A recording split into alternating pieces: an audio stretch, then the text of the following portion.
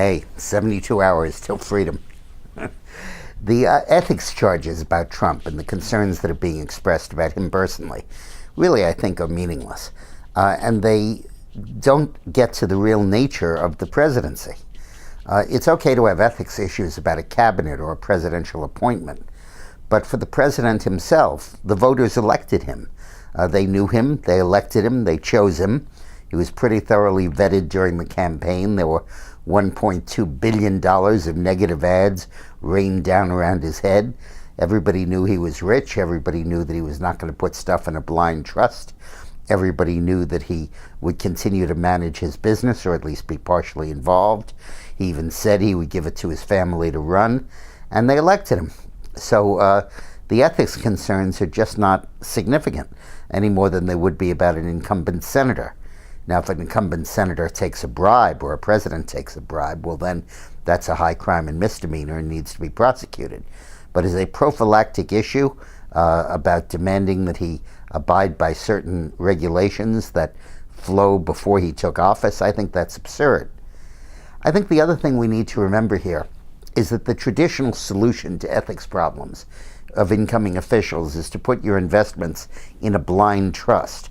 And that's fine if you're just a businessman who has passive investments or even somewhat active investments in various stocks and bonds. You can turn them over to somebody else who'll monitor the interest rate and look at the return and move your money around as best to your advantage, provided you don't know about it, a blind trust.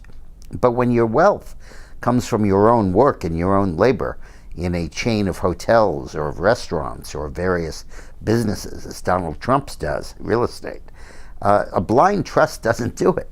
You give it in the hands of a trustee. How's he going to run a restaurant? How's he going to run a hotel and make sure that everything is fine? It's not a trustee. You need a whole management team. And the management team he trusts is his family. And I think it's fully appropriate in this situation for him to keep that stuff in his family, trusting them with it because of their ability. The other point I want to make is about the general issue of ethics vis-a-vis Trump. Come on. This is the most wealthy man ever to be president of the United States. Ironically, by the way, if I look back for a figure who might be as wealthy, I can think of only two, John Kennedy and George Washington, in terms of land and stuff like that. But in terms of Trump, he's one of the wealthiest. He is probably the wealthiest man ever to be president. And a $50,000 advantage or a $100,000 advantage by getting a golf course situated in a better area because a foreign country wants to curry favor with him or something like that, he's not going to go out of his way to accommodate that. And if he does, that's a violation of law, if it were, and it would need to be investigated and handled.